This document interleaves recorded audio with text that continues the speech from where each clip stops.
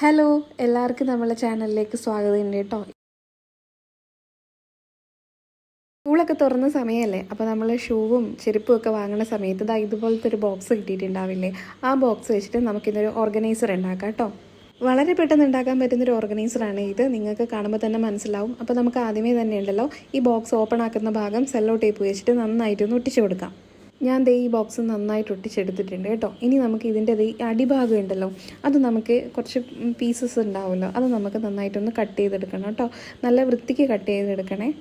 ഇത് നന്നായിട്ട് കട്ട് ചെയ്തതിന് ശേഷം നമ്മൾ ഈ ബോക്സ് എത്ര നീളം ഉണ്ട് എന്ന് നോക്കുക. അപ്പോൾ അത് 8 ഇഞ്ചാണ് കേട്ടോ എൻ്റേത്. അപ്പോൾ നിങ്ങൾ എടുക്കുന്നത് എത്രയാണോ അതിൻ്റെ പകുതി സെൻറ്ററിലായിട്ട് കറക്റ്റായിട്ട് മാർക്ക് ചെയ്ത് കൊടുക്കുക. എനിക്ക് 8 ആയതുകൊണ്ട് ഞാൻ 4 മാർക്ക് ചെയ്ത്, എന്നിട്ട് ഒരു ലൈനും ഇട്ട് കൊടുത്തിട്ടുണ്ട്. ഇനി നമ്മൾ മാർക്ക് ചെയ്ത ആ വരയിൽ നിന്ന് ഒരു 3 സെൻറ്റിമീറ്റർ 2 സൈഡിലേക്ക് മാറ്റി ഒരു വര കൊടുക്കുക. ആ 3 ഇഞ്ച് മാർക്ക് ചെയ്തില്ലേ, അവിടുന്ന് താഴേക്ക് ഒരു വി ഷേപ്പിൽ 2 സൈഡും വരച്ചെടുക്കണം കേട്ടോ. അപ്പോൾ ഇത് ഇങ്ങനെ ഉണ്ടാവും. അങ്ങനെ ബോക്സിൻ്റെ 2 വശത്തും വരയ്ക്കണം കേട്ടോ. എന്നിട്ട് നമ്മൾ ഈ വി ഷേപ്പിലൊന്ന് കട്ട് ചെയ്തെടുക്കണം.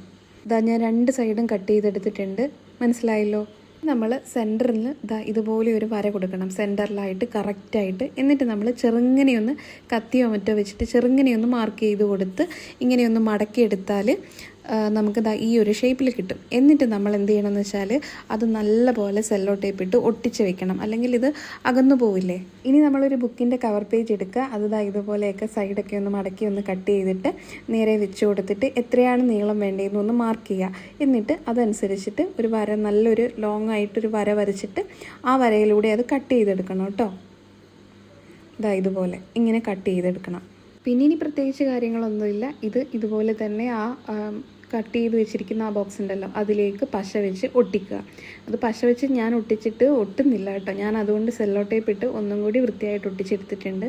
അതുപോലെ തന്നെ അപ്പുറത്തെ വശവും കട്ട് ചെയ്തെടുത്ത് പശ വെച്ച് ഒട്ടിച്ച്, അല്ലെങ്കിൽ സെല്ലോ ടേപ്പ് വെച്ച് ഒട്ടിക്കുക കേട്ടോ.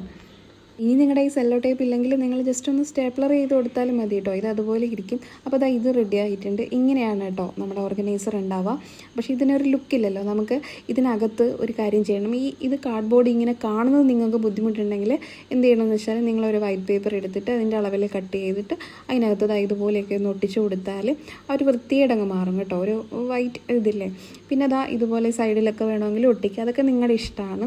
അതിനുശേഷം നമുക്കിത് ഇതുപോലെ നല്ലൊരു റാപ്പിംഗ് പേപ്പർ വെച്ചിട്ടോ നമ്മുടെ കയ്യിലുള്ള ഡിസൈനുള്ള പഴയ തുണികളോ ഒക്കെ വെച്ചിട്ട് ജസ്റ്റ് ഒന്ന് ഒട്ടിച്ചാൽ മതി കേട്ടോ. പിന്നെ കുറച്ച് സ്റ്റിക്കേഴ്സൊക്കെ വെച്ചിട്ട് നമുക്കിത് ഡെക്കറേറ്റ് ചെയ്യാം. എൻ്റെ കയ്യിൽ വേറെ സ്റ്റിക്കേഴ്സൊന്നും ഇല്ല, ഞാനിതിപ്പോൾ തട്ടിക്കൂട്ടി എടുത്തതാണ് കേട്ടോ.